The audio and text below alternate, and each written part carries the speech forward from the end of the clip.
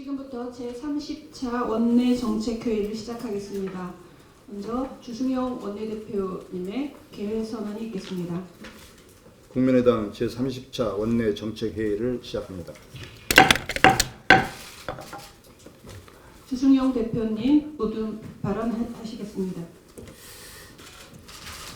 대한민국 운명의 시간이 다가오고 있습니다. 드디어 내일 오전 11시에 헌법재판소가 박근혜 대통령 탄핵 심판에 대한 결정을 선고합니다. 국회가 탄핵 소추안을 의결한 지 91일 만입니다. 헌재가 국민의 뜻에 따라 박 대통령 탄핵 소추를 인용할 것이라 믿어 의심치 않습니다. 국민의당은 탄핵 이후 질서 있는 수습을 통해 국민의 마음을 제대로 담아낼 수 있는 대통령 선거가 되도록 최선을 다하겠습니다. 국정원이 보수 우익단체들에게 자금을 지원하고 블랙리스트를 작성해서 문체부에 전달한 사실이 박영수 특검팀의 수사로 드러났습니다. 국정원의 불법 정치 공작에 대한 의혹과 폭로는 어제 오늘의 일이 아닙니다. 최근 헌재 불법 사찰에 대해서 이병호 국정원장은 도청이나 미행이 없었기 때문에 불법 사찰은 아니다 라며 불법에 대한 국정원의 불감증을 그대로 보여주었습니다. 국정원은 권력의 철저한 비호를 받으며 한 번도 제대로 된 처벌을 받은 적이 없기 때문에 불법 공작을 계속 해오고 있습니다. 탄핵 이후 조기 대선에서 모든 대선 주자들은 국정원 개혁에 대해 확실한 대안을 내놓아야 합니다. 국정원이 더 이상 권력의 앞잡이 노릇을 하도록 내버려 두어서는 안 됩니다. 검찰은 국정원의 헌재 불법 사찰 그리고 화이트리스트와 블랙리스트에 대한 국정원 개입을 제대로 밝혀서 일벌백계 해야 합니다. 어제 민주당 의총에서 또다시 개헌론이 분출했다고 합니다. 그러나 대선 주자들이 개헌에 대한 입장을 표명하고 내년 지방선거에서 국민투표를 권장하는 것으로 마무리됐다고 합니다. 소위 집안단속을 하면서 개헌파들의 입막음을 한 것입니다. 민주당 지도부가 대선 전에 개헌을 하지 않겠다는 것은 결국 정권을 잡기도 전에 권력을 더 누리고 싶다는 말입니다. 대선 전에 개헌을 하면 대통령의 임기가 자연스럽게 3년으로 단축되기 때문입니다. 민주당 지도부 그리고 문재인 후보를 비롯해서 안희정, 이재명 후보에게 촉구합니다. 개헌은 낡은 구체제와의 결별을 하고 새로운 시대를 열어가는 출발점입니다.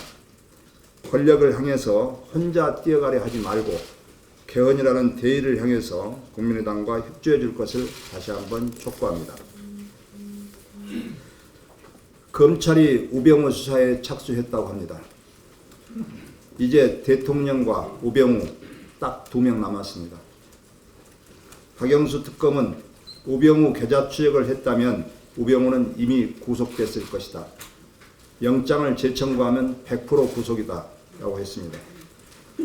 우병우가 저지른 개인비리 외에 세월호 수사 외압, 특별감찰실 와해, 롯데그룹 압수수색 정보 유출 의혹, 이 특검 수사를 통해서 밝혀졌습니다. 특히 우병우는 검찰총장을 비롯해 검찰 고위 간부들과 사건이 터질 때마다 통화하며 직권을 남용한 의혹이 있습니다. 우병우 수사는 검찰의 명운이 달린 중대한 시험대입니다. 검찰은 이미 국정농단을 막지 못한 죄인입니다. 검찰이 이번에도 우병우라는 환부를 제대로 도려내지 못한다면 검찰개혁이라는 역사의 파도에 휩쓸려 사라질 수 있다는 것을 잊어버려서는 안 될 것입니다. 지켜보겠습니다. 이상입니다. 헌재 대통령 탄핵 심판 선고가 하루 앞으로 다가왔습니다.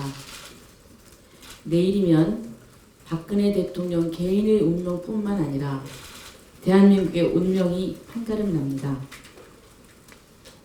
헌재가 국민 여론조사 결과 국민의 80%가 탄핵을 인용해야 한다는 민심을 받들어서 합당한 결론을 내릴 것을 의심치 않습니다. 탄핵 인용이든 기각이든 후폭풍이 거셀 것입니다. 극단적인 분열과 갈등을 예상하는 사람들이 많습니다. 그동안 광장에 나온 촛불과 태극기는 다시 태어나기 위한 진통이었습니다.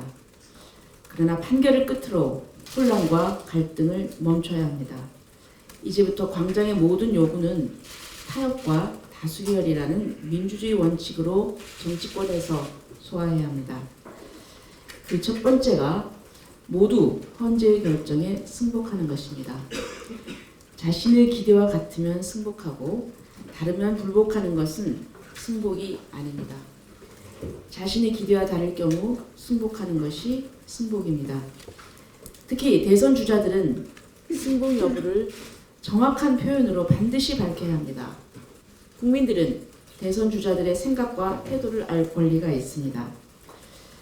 정병국 바른정당 대표가 어제 탄핵 결정 이후 혼란 등을 수습하기 위해 여야 대선 주자와 정당 대표 연석회의를 갖자고 제안했습니다. 매우 좋은 제안입니다.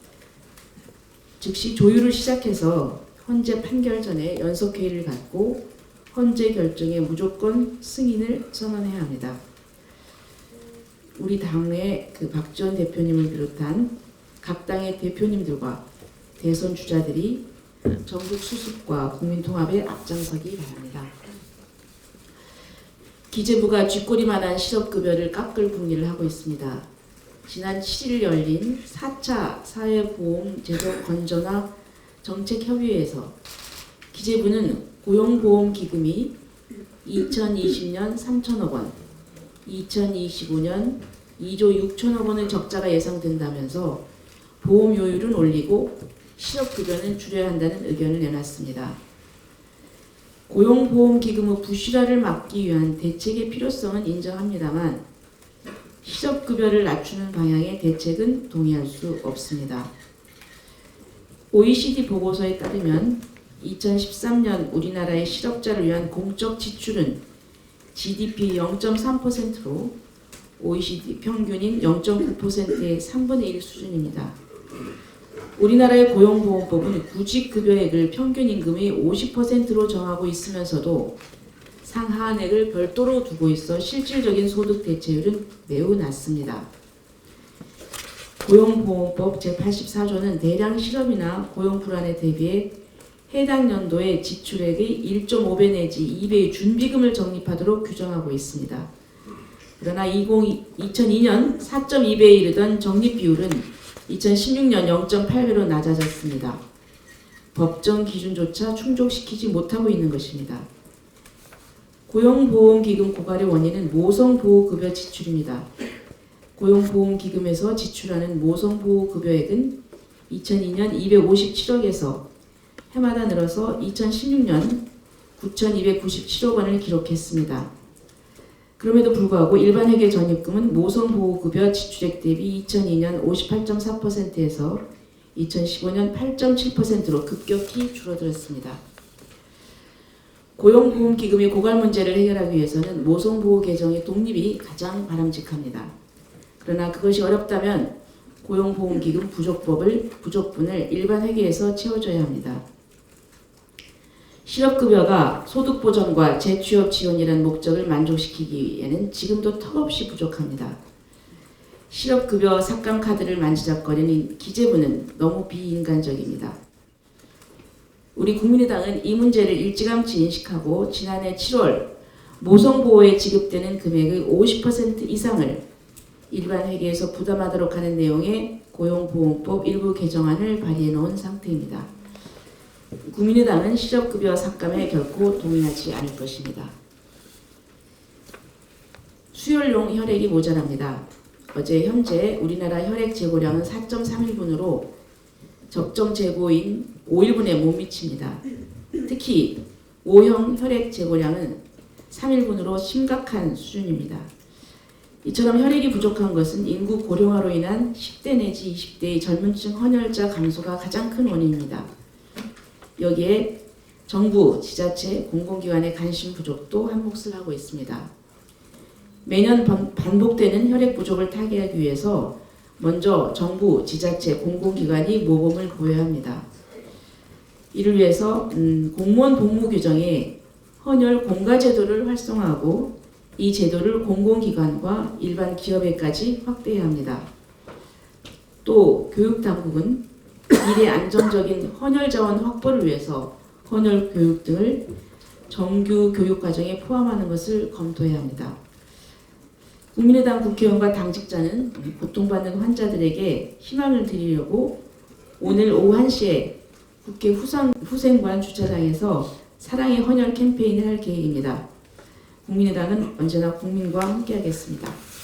이 헌혈 행사에 많이 동참해 주시기 바랍니다. 이상입니다. 네, 먼저 우리 당 대선 후보 선거관리위원장으로 한마디 드리겠습니다. 내일 헌재의 탄핵 선고를 앞두고 있는데도 불구하고 우리 당의 경선 룰이 확정되지 않아 우리 당 지지자들과 국민들의 우려가 매우 큽니다. 향후 탄핵 인용을 전제로 할 때 향후 대선 일정이 매우 촉박한 만큼 경선 룰 협상으로 더 이상 머뭇거릴 시간이 없습니다. 후보들 중 먼저 양보한 분에 대한 국민들 지지가 높을 것으로 전망되는 만큼 후보들은 통큰 양보로 국민들의 요구에 다가가는 결단을 즉시 내려주기를 요청드립니다. 다음은 어제 국민의당 광주시당 주최로 광주 발전을 위한 그 프로젝트를 향후 지속적으로 전개를 할 텐데 그 일탄으로 어제 드림팀이 간다라는 행사를 시작했습니다. 민생을 최우선시하는 우리 국민의당의 정신에 맞게 기획된 현장 프로젝트로서 직접 보고 듣고 느끼고 그리고 기업들이 느끼고 있는 그리고 현장에서 요구하는 말을 이 정책에 바로 반영하고자 추진하는 프로젝트입니다. 그래서 어제 제1탄 행사는 가전을 비롯한 전통산업 분야 그리고 첨단 지금 4차 산업의 핵심인 과학기술 분야 그리고 지역 특화 산업이라고 할 수 있는 식품 분야의 기업 육성을 통해서 광주 브랜드의 유상을 높이는 데 초점을 두고 진행이 되었습니다. 지금 지역 상황을 종합해서 말씀드리면 이미 중국의 사드 보복 조치가 지금 현실화되고 있어서 굉장히 기업들이 지금 위기감을 많이 느끼고 있었습니다. 또한 광주 같은 경우에는 삼성이 가전 사업 일부를 해외로 이전하는 데 따라서 많은 지금 어려움을 겪고 있는 것들이 겹쳐서 지역 중소 특히 전통 산업체 종사하는 중소기업들은 긴급 경영 안정 자금의 지원 또 그리고 대기업 납품 의존도를 낮추고 해외에 판로를 확보하기 위한 해외 마케팅 지원 또 자체의 핵심 R&D 역량을 좀 개발할 수 있는 인재를 확보하기가 지금 어렵기 때문에 고급 인력의 어떤 지방 유치 지원 그리고 중소기업 간 협업을 위한 공동 그 브랜드의 개발 등을 요청을 하였습니다. 특히 또 광주 지역의 대표적 산업이라고 할 수 있는 광산업 경우도 중국의 대대적으로 지금 추격해 오는 상황에서 지금 약 한 2014년부터 정체 내지는 쇠퇴를 겪고 있습니다. 따라서 그런데 이 광산업이 4차 산업혁명의 핵심 기술인 광원 그리고 센서 융합 기술 확보에 매우 기묘한 산업이기 때문에 이 광산업을 우리가 4차 산업혁명에 뒤떨어지지 않게 육성하기 위해서는 지금 광융합산업진흥법이 발의되어 있는데 이 법이 하여간 하루속히 통과시켜 달라는 요청이 있었습니다. 그 외에 지역 특화 산업인 김치 산업의 이 성장을 위해서는 김치 수출 생산 단지의 조성이 필요하고 이것을 관광산업과 연계해서 추진 지원해 줄 것을 요청을 했습니다. 이러한 요청을 우리가 보고 또 우리나라의 지금 현 상황을 볼 때 결국 지역에 특화된 중소기업들이 경쟁력을 확보하고 혁신의 주체로서 자리 잡아야 향후에 고용 문제도 해결될 수도 있습니다. 따라서 이 중소기업이라는 뿌리를 튼튼하기 위해서 오히려 지금의 위기를 기회로 만들기 위한 우리 당 차원의 여러 가지 정책을 개발해서 지원하고자 합니다. 앞으로 우리 산업자원위원회 차원에서의 지원과 함께 우리 국민의당의 이 지역 중소기업 지원에 대한 노력을 강화해서 우리 중소기업들이 명품 강소기업들로 자리매김되도록 최선의 노력을 다하겠습니다. 네, 국회 탄핵소추위원으로서 어제 헌재로부터 도착한 선고기일 통지서를 받아보고 만감이 교차했습니다. 대통령 측의 갖은 재판 지연책, 또 불공정 시비에도 불구하고 국회 탄핵 의결 후 92일 만이라는 비교적 빠른 시기에 선고를 하겠다고 밝힌 점에 대해서 매우 다행이라고 생각합니다. 정치권은 헌재의 결정 결과를 존중해야 할 것입니다. 아울러 사상 유례없는 국정농단을 단죄하고 어지러운 민심을 봉합해서 국민 통합을 만들어내는 길은 탄핵 인용뿐이라는 점을 다시 한번 강조합니다. 헌재의 현명한 판단을 기대하겠습니다. 박근혜 최순실 게이트의 박영수 특검이 마무리되고 검찰이 추가 수사를 위해서 특수본을 다시 가동 중입니다. 그러나 특검 수사 과정에서 금융위원회와 공정위원회의 장관 차관을 포함해서 유일호 기재부 장관, 최상목 기재부 1차관까지도 삼성그룹 승계 과정의 불법 행위에 연루된 것으로 드러났습니다. 저는 이에 대해서 국회 정무위원회에서 삼성 이재용 일가의 경영 승계 과정에서 정부 고위 관료의 연루 의혹에 대한 청문회 개최를 정식으로 제안합니다. 특검의 이재용 삼성전자 부회장의 공소장에 따르면 먼저 공정위의 경우에는 삼성물산과 제일모직의 합병 이후 발생한 삼성그룹 내 신규 순환 출자 해소 과정에서 공정위의 고위 관료들이 삼성 및 청와대의 로비를 받아 삼성에게 유리한 결론을 내렸고 그 과정에서 유일호 경제부총리까지 해당 내용을 알고 있다고 드러나고 있습니다. 더욱 문제인 것은 이 과정에서 공정위가 작성한 2015년도 신규 순환 출자 가이드라인의 작성 및 적용 과정에서 삼성의 요구에 따라 변경된 정황도 나타났습니다. 당시 공정위 실무자들이 청와대의 부당한 요구를 받아들일 수 없다는 입장을 수차례 밝혔음에도 불구하고 고위 관료들이 이를 강요했다는 점에서 이들의 죄질이 더욱 나쁩니다. 반드시 진실을 밝혀서 묵묵히 자신의 업무에 충실히 임하고 있는 대다수 실무 공무원들의 사기를 회복시키는 기회로 삼아야 할 것입니다. 둘째로 금융위원회의 경우에는 삼성 바이오로직스 상장 과정에서 수십 년간 지켜온 유가증권 시장 상장 규정을 변경했다는 의혹이 있습니다. 유가증권 시장은 적자 기업이 상장될 수 없는데도 거래소가 이에 대한 규정을 변경해서 상장을 가능케 했던 것입니다. 합병 과정에서 회계 분식 의혹도 제기된 거 있습니다. 또 최순실 측근으로 알려진 인사의 하나은행 승진 관련한 외압 행사 의혹도 제기됐습니다. 이들 금융위와 공정위의 장차관급 인사들은 과거 국회에서 있은 여러 차례의 회의 과정에서 해당 의혹에 대한 질의에 사실 무근이다 또는 특검 수사가 진행 중이기 때문에 답변하지 않겠다라고 답변 회피로 일관해 왔습니다. 이러한 의혹들이 있음에도 불구하고 특검의 경우에는 삼성의 뇌물죄 부분에 집중하다 보니까 범죄에 적극 가담한 공직자들에 대한 사법적 판단을 전혀 하지 않았습니다. 또 검찰 역시 이 부분에 대한 적극적으로 수사할지 여부를 도저히 판단할 수 없는 상황입니다. 따라서 관련 의혹에 관한 진상규명을 위해서 또 공직사회의 반면교사로 삼고 교훈으로 삼기 위해서라도 국회 차원의 청문회 개최가 반드시 필요합니다. 비록 대선 전국이긴 하지만 적폐 해소가 어느 때보다도 급하고 어떤 대선 공약보다도 급하고 중요한 일이라고 생각합니다. 3월 임시국회에서 청문회가 열릴 수 있도록 각 당에게 정식으로 요청하고 정무위원회 간사로서 이 부분을 관찰하기 위해서 노력하겠습니다. 이상입니다. 어제 정부가 교육복지 종합대책을 내놨습니다. 2008년 이후에 9년 만에 내놓은 대책이었지만 안고 빠진 찐빵에 불과한 대책이었습니다.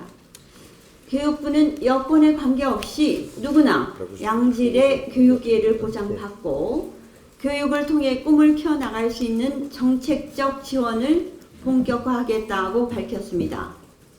양극화 현상이 교육 분야에도 심화되고 있는 만큼 취약계층에 대한 지원을 통해 누구나 양질의 교육을 받을 수 있도록 하겠다는 것이었습니다. 방향성은 공감합니다.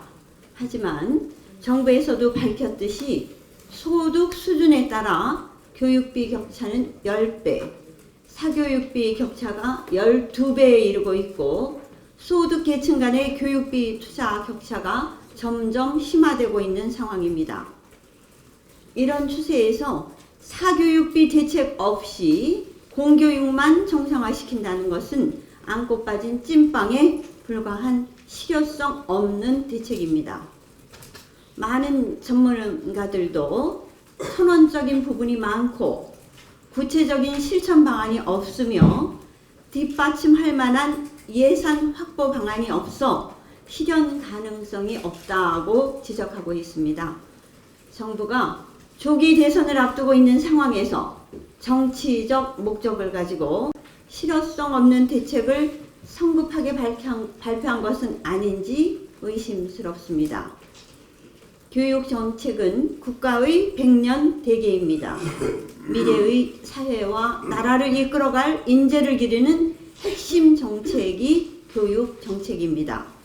정부는 교육 양극화의 원인이 무엇인지 그리고 핵심은 무엇인지 근본적인 문제부터 분석하여 실효성 있는 교육 대책을 마련해야 할 것입니다. 이상입니다. 외환위기 이후 상위 10%가 소득에서 차지하는 비중이 35%에서 48%로 급격하게 늘었습니다. 국민 중 90%의 삶은 그만큼 힘들어진 것입니다. 이대로는 경제도 죽고 나라도 죽습니다.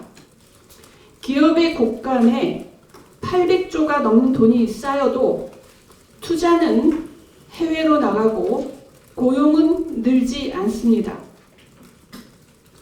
지역 격차는 날로 심해지고 있습니다. 소득세와 법인세 할 지방소득세 세수는 시, 군구 간 격차가 1,500배로 벌어졌습니다. 대부분의 지자체는 기본적인 사업도 할 돈이 없어서 아우성입니다. 90%의 국민이 제 몫을 찾고 90%의 지자체가 살아날 대책을 당장 시작해야 합니다. 또한 승자 독식의 권력 구조도 바뀌어야 합니다. 전쟁 때는 열리고 평화 시에는 닫힌다는 야누스 신전의 문을 우리는 이제 닫아야 합니다. 내일 헌재 심판은 새로운 내전이 아니라 새로운 나라 건설의 시작이 되어야 합니다. 우리는 중국의 오만하고 무자비한 사드 보복을 보면서 깨달아야 합니다. 우리의 적은 내부에 있지 않고 외부에 있다는 것을 자각하고 서로 증오의 칼을 내려놓아야 합니다. 어느 민족이나 먼저 내부가 무너지고 외세가 침략한다는 사실을 우리는 알고 있습니다. 내일은 헌법의 엄중함을 재확인하는 날로 기록되어야 하며 촛불과 태극기 대결에서 승패가 판가름 나는 날이 되어서는 안 됩니다. 우리 모두 내일부터는 촛불과 태극기를 내려놓고 정치권은 정쟁 중단을 선언할 것을 촉구합니다. 주의 주시기 바랍니다. 네, 내일 헌재의 탄핵 심판 결정 선고를 앞두고 어제부터 우리 국민의당 의원님들이 10시부터 모여서 간담회를 개최를 하고 있습니다. 오늘 또 내일 또 이어질 것인데요. 그래서 탄핵에 대한 여러 가지 경우의 수를 놓고 의원님들의 의견을 듣고 있습니다. 아마 내일 11시에 헌재에서 결정 선고가 있기 때문에 선고 직후에 우리 국민의당은 의원총회를 개최해서 이후에 대책을 논의하고 우리 국민의당의 원내 입장을 발표를 할 것입니다. 참고해 주시기 바랍니다.